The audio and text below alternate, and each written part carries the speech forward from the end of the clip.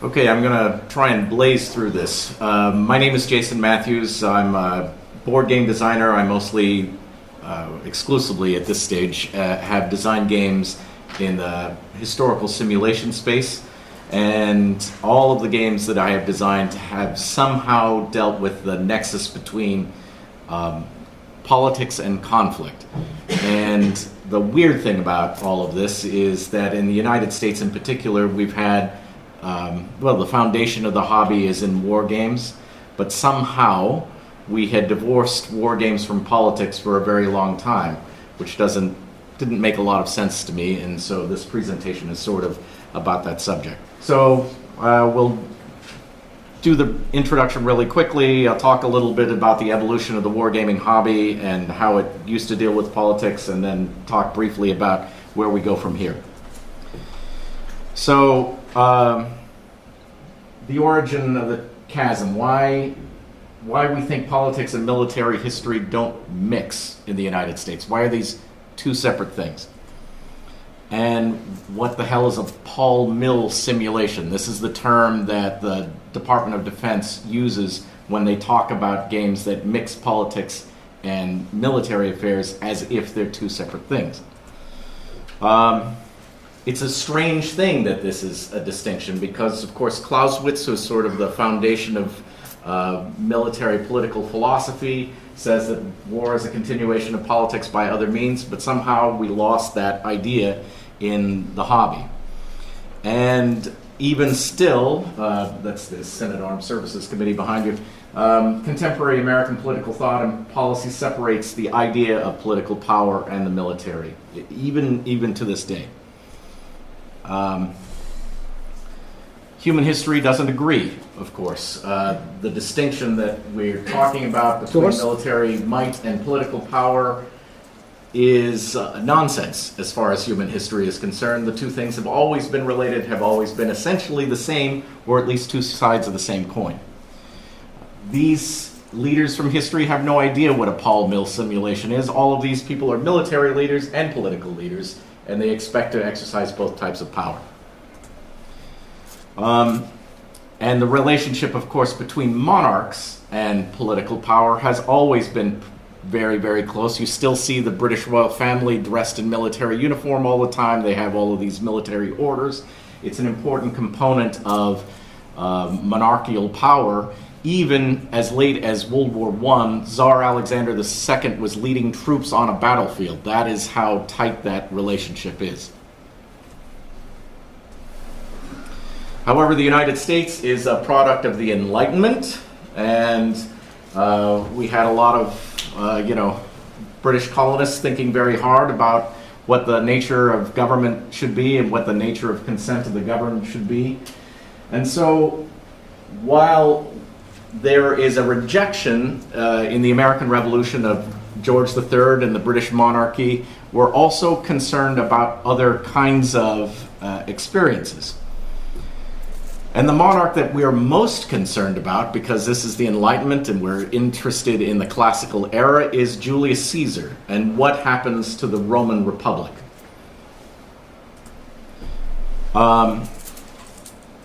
This is a quote from James Madison, one of the founding fathers in the United States, the author of the Constitution, talking about the real tyranny that America has to worry about is standing armies. These are the tools of oppression of people, and we're reflecting again back on the Roman and Greek experience.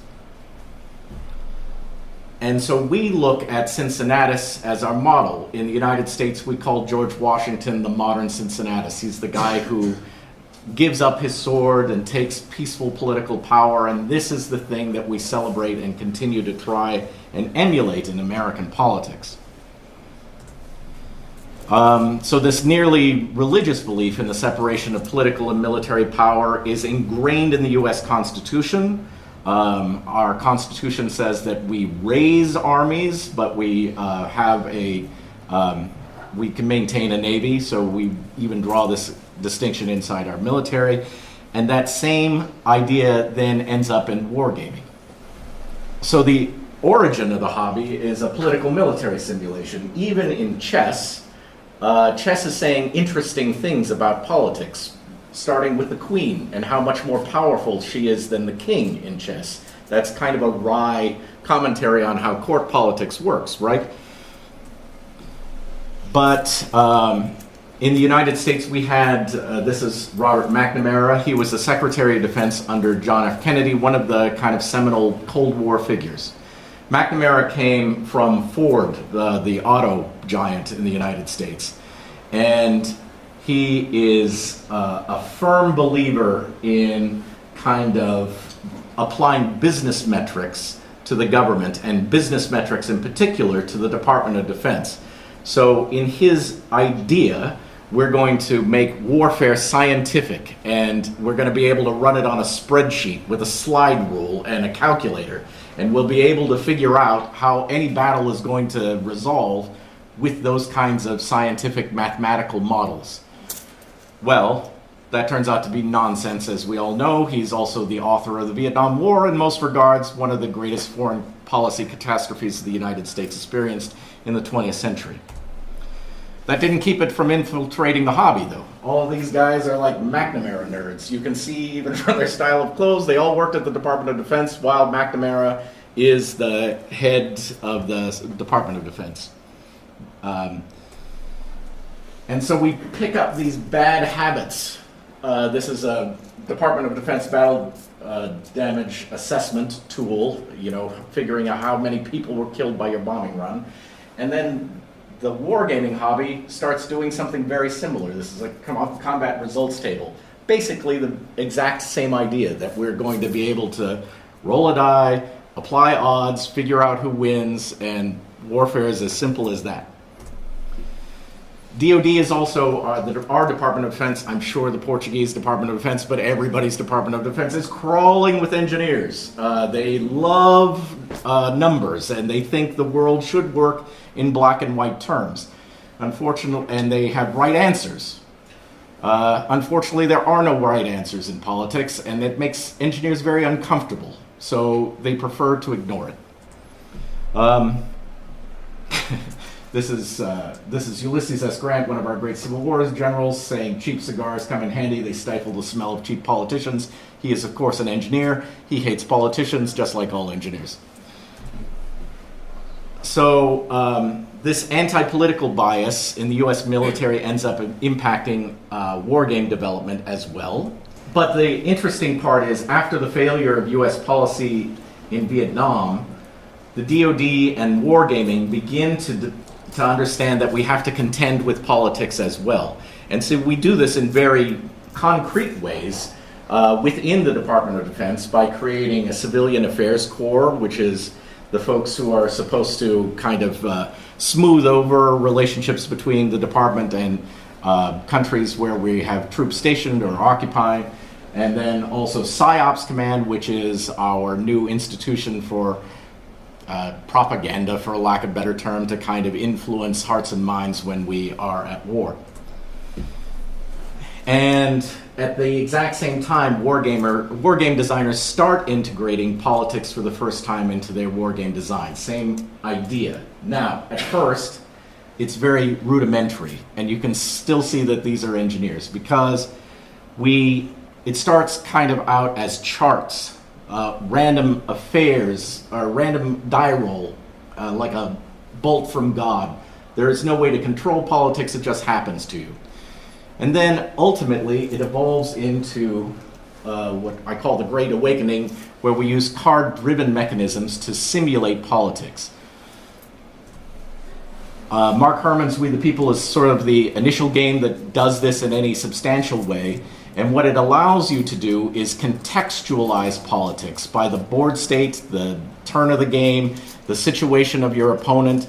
And for the first time, politics and a conflict simulation start making sense and feeding positively off one another. And we also begin to abstract political influence. These are abstractions of military power. Their relationship actually to actual military power is just as abstract as these counters in Twilight Struggle. you know, put your finger in the wind. This feels about right, close enough. That's a 2 tank, and this is a 2 political influence. And last but not least, you know, we've had this great success in integrating politics in the last 10 years, and we're going even further with these kinds of games at the moment. Votes for Women is a card-driven game that I'm affiliated with that deals with the struggle to win women the vote in the United States. People Power, a recent design about the evolution of politics and conflict in the Philippines. And Red Burnous, fascinating attempt at a design that is about the resistance of basically civilians in Morocco to French occupation and colonization. So we're really digging way deeper into politics than we once did. And so I think the exciting part is that we're covering new topics. We are looking at ways of incorporating politics cardlessly, like how do we simulate this in ways that are different, and most importantly, we're beginning to attract new designers that are talking about new stories and in new spaces, and it's not just white guys talking about Stalingrad anymore. So that's kind of where we're headed, and I thank you all for your attention.